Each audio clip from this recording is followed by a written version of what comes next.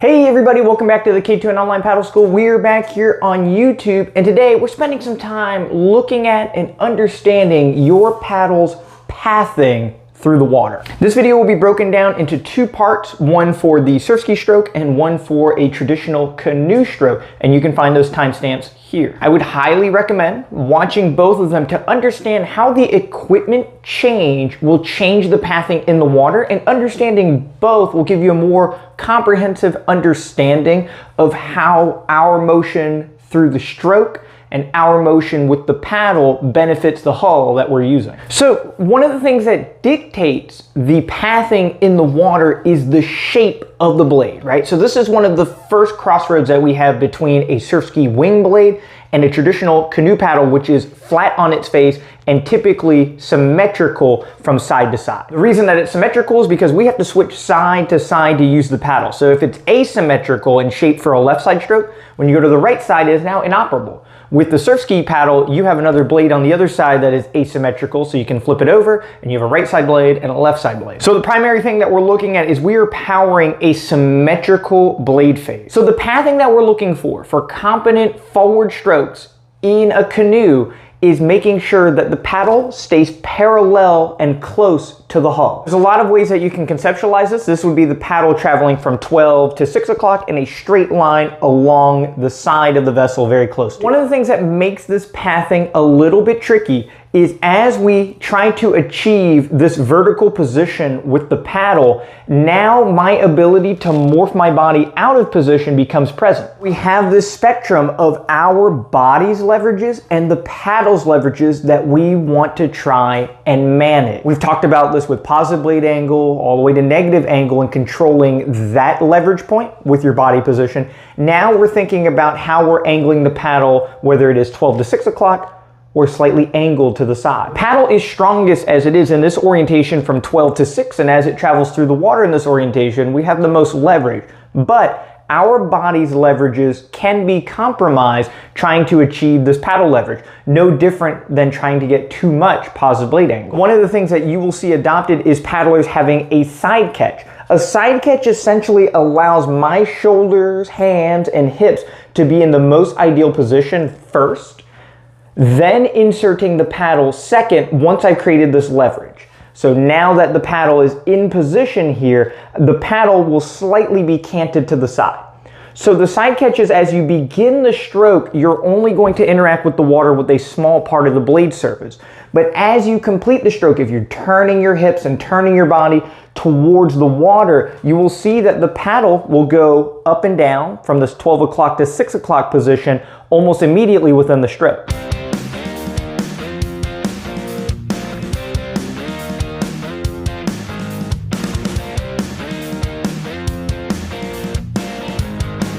You're starting the stroke with a little bit of an entry angle, but as you come through the rest of the stroke, you will find this 12 to 6 o'clock and then complete it all the way through. This is the balance that we're looking for, is the paddle is least effective for a moment in the stroke to maximize your leverages for that moment. So we're compensating for slightly poorer angles in relations to the blade shape by putting our body into a very good position, shoulder position wise. So the common error is if we start the stroke with the paddle pathing up, you will see to get my hand over the top and get this paddle more up and down here, I have to bring my hand, elbow, and shoulder forward like so. So now I'm losing my rotation simply to put the paddle in good position in the air. The timing on this is making sure that the blade tip has touched the water, and all of this force of the hand, elbow, and shoulder moving is putting the blade into the water and grabbing something that we can move the boat with.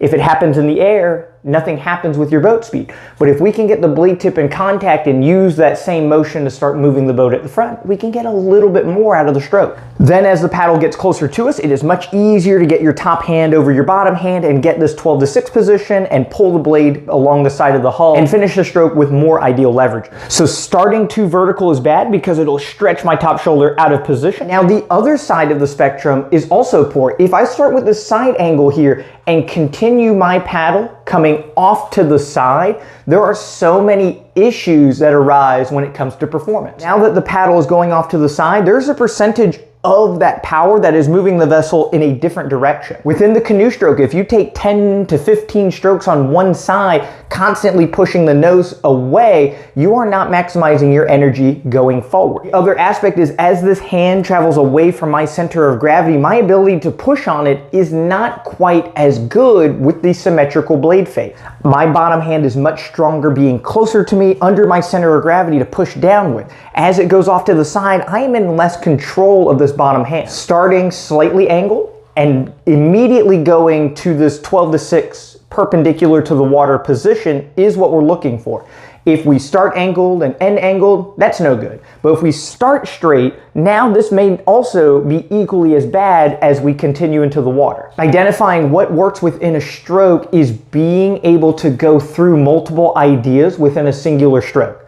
If you adhere to one, it's like a broken clock where you're right some of the time, but not right all of the time. So now we're looking at the surf ski. So when looking at the surf ski, the thing that changes is the wing blade, right? You can see it is a nice funky tool in comparison to a symmetrical canoe blade face, right? So this blade and this blade to the side here are two different shapes, right? So they mirror each other essentially. One is designed for the left side stroke and the other is designed for a right side stroke specifically. If you were to flip these around, then the paddle would be backwards and upside down and it just wouldn't function nearly in the same way. So the benefit of a wing blade is they identified, for the most part, some of the most optimized movement patterns for kayak strokes. Then taking that idea and working backwards to create a tool that accentuates your movement specifically. And this is the biggest distinction in its pathing and movement being very specific. It is not like a symmetrical blade face that is designed for angle strokes and draw strokes and for controlling a craft. This is designed for the forward stroke in mind specifically. So if you're wielding the tool not understanding how it was designed to move through the water, then you can run into immediate efficiency issues or incredible joint pain. So when we're looking at the wing blade, it wants to go in at a very specific angle to the water, plus or minus a few degrees, right? And this angle works backwards from your body's position. We know that we want to rotate, we want to have the bottom arm extended in front of us, and we want to have this top hand somewhere around our head here. So now as I present this angle here, this is creating close to a 45-degree angle to the water. A 90-degree angle to the water would be the paddle vertical, and then a 0 degree would be where the paddle is completely horizontal. So we want to take that idea and try and cut it in half as we set up the stroke. In contrast to the canoe stroke, we don't need to keep the blade close to the hull in the sense. It is designed to go off to the side and lift gracefully off the water. So the easiest way to go through the pathing is as you start this motion, your top hand is going to follow the direction that the shaft has created. So as my top hand goes through the motion, I'm going to go downwards at a 45-degree angle through the stroke.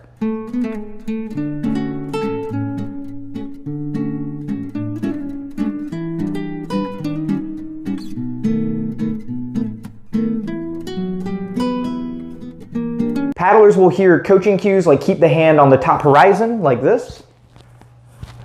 Or paddlers will think it's a canoe stroke and drop their top hand down in this direction too quickly. And the easiest way is to look at the angle that's presented in front of you. You want to power the tool in the direction that it's oriented. So as I set up this 45-degree angle, my shoulder, my hips, my legs, all of that motion is moving my hand and elbow in this very specific pathing diagonally, making sure that we are powering this pathing on the same angle that you create in the beginning is an easy way to make sure that the paddle ends in the proper position and that we path through the water in the direction we want. Paddle coming off to the side is going to move the vessel to the side a little bit, but because we're only taking the one stroke, it is now counteracted on the opposite side. If you are in a kayak and you are using two flat blades on either side, this extreme of going way off to the side and maximizing your rotation is going to be different. The idea is that you are combining both of these ideas of the wing blade and the flat single blade into the flat double blade.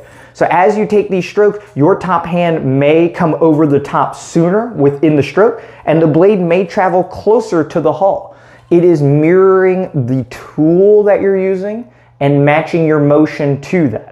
Using a wing blade like a flat blade is not good, but using a flat blade like a wing blade is also equally as bad. With the motion that we start with, having 45-degree angle is kind of splitting the difference, right? But if your top hand is slightly higher and I start at 50 degrees, this can still work. If you drop your top hand a little bit and come in more horizontally at about 40 degrees, this also works. Entering in at 90 degrees does not exist, and entering in at 10 degrees does not exist, right? So between 45 up and down based on your limb leverages and your overall comfort, this is the idea. No matter the angle, if you start at 50, travel down on that same line. If you start at 40 degrees, try to travel through on this same axis, making sure that you understand the angle that the shaft is presenting, and powering your top hand through that tool will maximize the power in the water. Excellent, thank you guys so much for checking out the video. If you need more in-depth help with your paddle technique, check out the K2NOnlinePaddleSchool.com today. We have over 300 videos to kind of break down every aspect of the stroke at different skill levels to make sure that you are understanding it on a comprehensive level. If you want additional one-on-one coaching with me specifically through the website, we have different tiers to help keep you motivated, built-in video reviews, daily check-ins, whatever you need to stay motivated as you are working towards your goals. A big shout out to all of our YouTube members here on YouTube. If you're a YouTube member, you got to see this video a week early. Starting in 2025, all of our paddle tip videos will be accessible 1 week early to our channel members. It's $2.99 to sign up per month to get extra access to those videos, but more importantly, it is to just help keep the paddling channel alive here on YouTube. Thank you all so much for the ongoing support. If you would like to come to Florida to paddle for clinics or lessons or mini camps, feel free to reach out anytime to help schedule that. We have all the equipment located here at Lake Hernando in Florida, and I can make time in my schedule to meet with you. If you would like me to fly in to where you are at and do a lesson or group clinic for the people in your area, feel free to reach out anytime. I am more open and willing to travel around in 2025. Thank you all so much for supporting the channel. We are excited for the new year, and we'll see you all next week for the next paddle tip video.